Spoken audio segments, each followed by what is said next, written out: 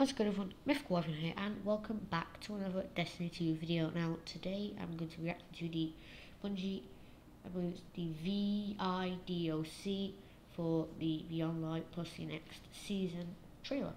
So let's just jump right into it. Peggy 16.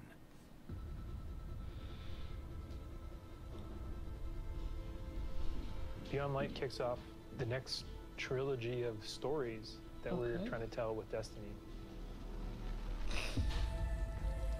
The Bungie logo. The player is going to go on a journey to discover the true nature of light and dark.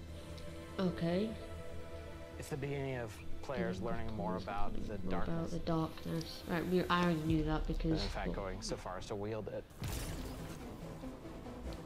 Okay, so we have to... So we don't get it straight away. Comfort and safety behind, walking a different road than one that you may have believed you were destined for. Okay, what makes so it's something different bad? than What makes darkness dark? I mean, that's Who's right? Right, we got some Who was it? scenes from the chips. Uldren. Okay, How are so... those learning is going to change the characters that you have gotten to know over the last 6 years. There was a last Drifter. Forged in... Okay.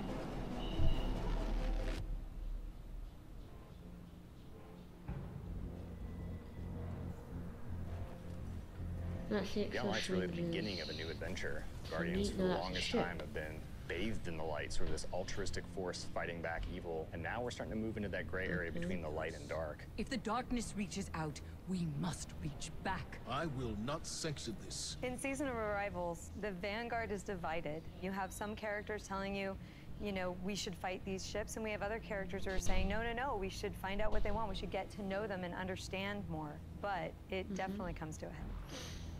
This next year in Destiny is really just about how all the different characters and factions are reacting to these disappeared destinations and what that means as the pyramids have arrived in our system. Wait, is he with the Cabal? Not for the first time, but for the second time. We're going to see the return of a tower, character who's been absent for a pretty long time in The Stranger, and boy, does she have a lot to say, and she has a lot of time to explain. When I know more, you'll know more. She has shown up to encourage us to take on the darkness, and the only way to truly stop it is to work so with she's it. gonna be like, and here comes our guardian. Right on time. Now it's time. After that. Why did the darkness invite us here? Okay. You have to see Europa is literally like a time capsule. Frozen in time. Europa is huge. Killer destination, freezing cold. Desolate. Some of the most beautiful spaces I've ever seen in a video game. There was a lot built on Europa during the Golden Age, and a lot of that was built underground.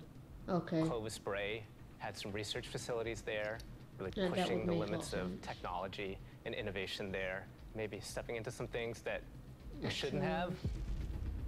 Under the ice, all kinds of secrets. I'm so excited for what players are going to find. Because it seems like there's some sort of secret.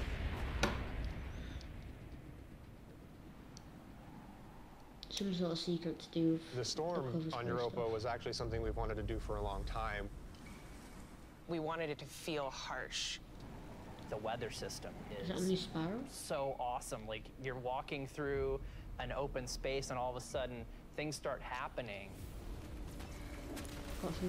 Coming across like Fallen or Vex for the first time, you can barely make out the glow in their eyes. The sound of the wind, the ice will change based on what the weather is looking like. You'll actually feel every piece of the environment changing around you to match the storm. Okay, so we're getting the Scourge enemies like an enemy type.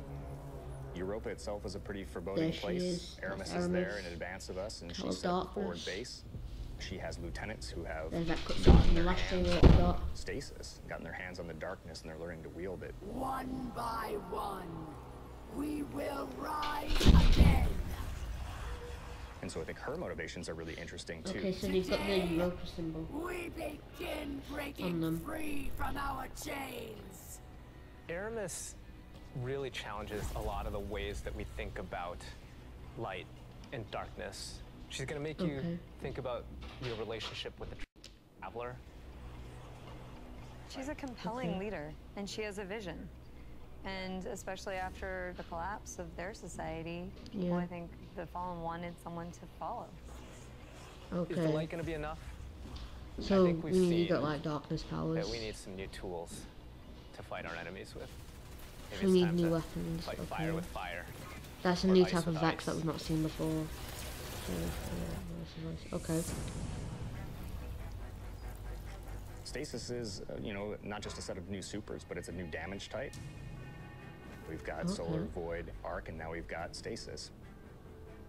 The idea for Stasis all really came back from the gameplay idea of freezing someone. That was kind of the theme that everyone kind of rallied behind. You know, Dima's an amazing concept artist, had some images that really kind of put us on the right path. I really like the Stasis stuff. What really was landing with that was the more Looks like we've got some like beta stuff. So when we say cosmic ice, that's kind of where the cosmic comes in. So it's cosmic, it's not just like ice. Okay. Once he freezes solid, I'm able to hit him again and shatter him in pieces. I think that was pieces break apart and explode into sharp shards that can damage you. So all of that kind of came together when we landed on that theme. Okay, is that a Titan before? Yeah, right. Is that, Stasis is going to not only change the way that you can attack or approach combat, there's also some really great ways that you can upgrade it. Then you start getting into like the more interesting parts, things that we're calling aspects and fragments, which are additional ways to modify your subclass. Basically, we're getting the aspects and stuff. Aspects are a little bit more potent, and then the fragments are the things just that are cool. class agnostic. But depending on what your class is, makes and depending on what your aspects are and how you want to play, you're probably going to be starting to select different ones in there. This is just the beginning for Stasis. We're going to continue to expand on it. We're just excited for players to get their hands on this. I like the Europa symbol in the back. I know that the Fallen have that now, I think. When we're creating a new palette like Stasis, we do what we call a source jam. Everyone on the team blocks out about a week where we can say, okay, you're going to go out into the world, microphone, recorder, record anything that reminds you of cosmic ice.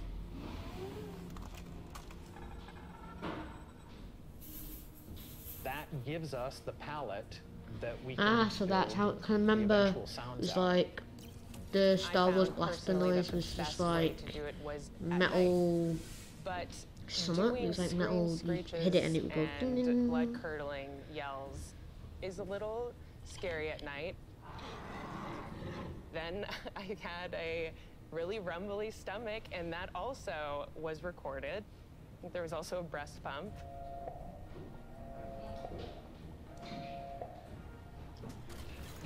You have to make use of what you got.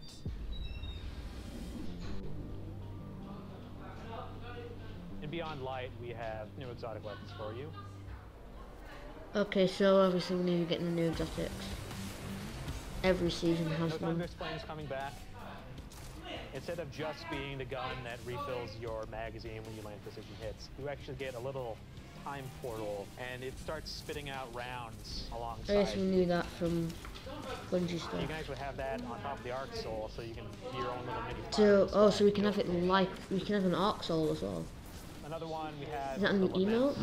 It uses up your sword's energy to give yourself a new combo that ends up in a big spinning slash. Yes, ooh, probably the largest selling. So it has anti-barrier rounds. Slices right through barrier champions. I think the largest draw for most people that looks like we're getting to new strikes chainsaw sword. as well. Yeah.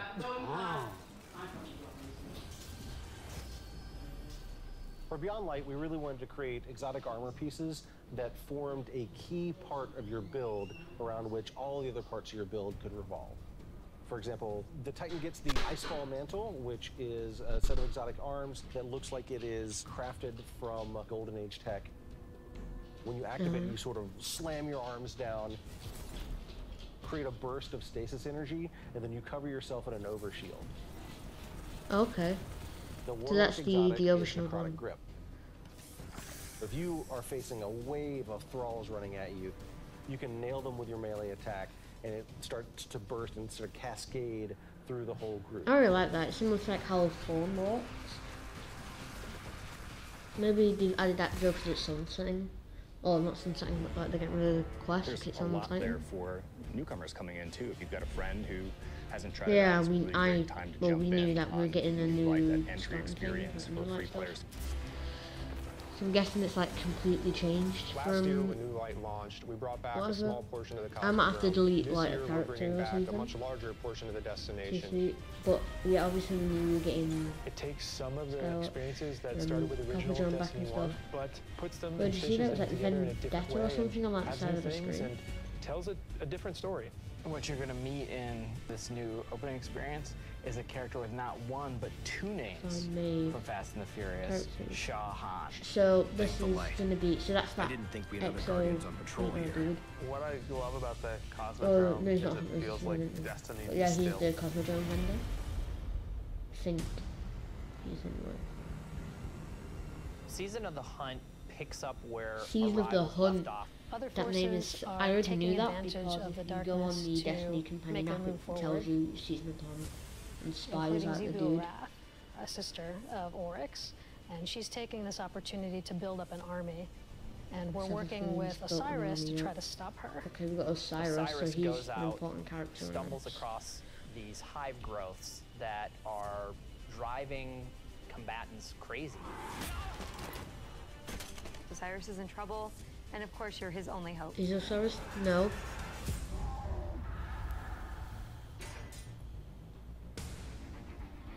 It's Uldren.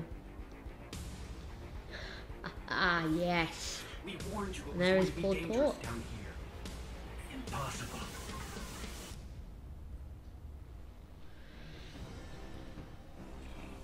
There we go, there's that famous cutscene. To what we saw at the end of Forsaken, where we saw Uldren being brought back to life by a ghost.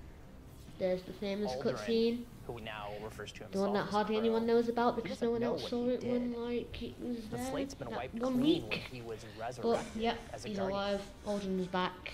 We know what he's done, But and we know what he he could be capable of doing. So now we're going to spend some time watching him go back and forth, and that's going to question how we look at him, how we look at ourselves, how we look at the light. So Uldren's a main character. In Season of the Hunt, we're partnering with the Crow and Osiris to take down the High Celebrant. It's creating these I cryptoliths knew it. around His the name system, is the and Crow. those cryptoliths I knew are it. attracting Alexian Cabal and corrupting them. So Zebra Wrath is essentially corrupting herself. If you've like not seen, our job to put a stop to it.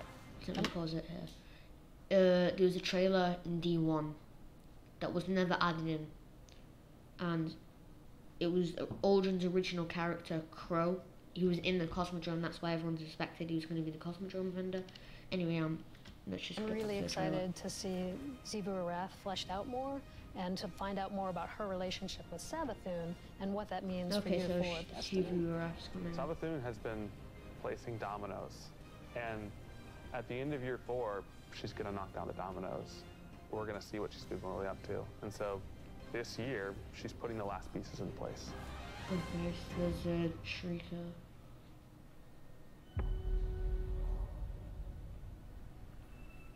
Destiny is just a really incredible world. Nessus. And there are so many stories for us to tell.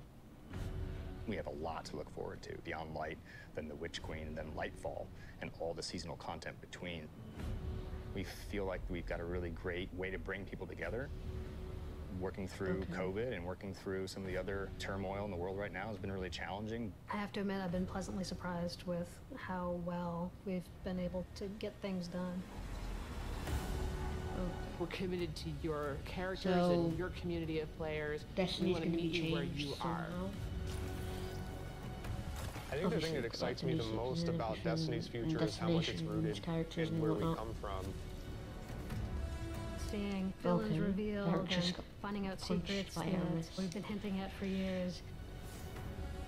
When I look at the team Guardian that we're and building Tangled Shore, and continue to grow and hire, the new leaders that are coming up in Destiny, that gets me super excited. There's Varix. Destiny's best days are ahead of us. Destiny's best days are okay. So obviously leading up to epic stuff like King's Fall was with the most like popular DLC for D1. So we've got that. Obviously we've got the instant rewards and game stuff. Beyond Light, logo, whatnot. I think that's it. It's just like 10 extra seconds, so I'll just finish watching these in case there's anything, any secrets or anything, or is it? No, I think it's just the screen. Okay, there we go. So that's it. That was the entire trailer. So I think that's pretty good. Obviously we knew about the exotics. I knew that Uldren was coming back, but I never knew that. I knew his name would be Crow because of that cutscene of the Crow, but I didn't know that he would, well, stab a Hive Knight in the back and save Osiris. But yeah, there's a lot of interesting stuff there. Obviously, I'll put a link, if you've not seen it already, I'll put a link in the description to that trailer. If you just type Bungie in on YouTube, it'll come up with its first link. This is the UK one, so I don't know why it's got like UK, Japan, like England and stuff, like different ones, but they're all the same language. Anyway, yeah, hope you enjoyed. Subscribe if you want more Destiny 2 content, or just any content that I do on the show anyway. And if you enjoyed, hit the like button. It's always good. Since season 12 is 18 days away, if we can get to 18 likes, I might do. If we get to 18 likes, I don't know what I'll do. I'll just try and get to 18 likes in the first week of this video. You know, that's the like goal. And yeah, go follow me on Twitch, where I stream games just like Destiny. twitch.tv/mythicalivan1, link in the description below. Also go join the Discord server where you can chat and hang out with people in my community. Also you get notified every time I upload a video or go live. Also, there is, in my Discord server, there is a link to my Noob as a Pokemon Discord server that I co-own with Luke, aka Master1712, where basically it's just a Pokemon server, but there is also the added stuff of, you have a custom gym system and a yeah, you've got chats for the first Pokemon stuff for that channel.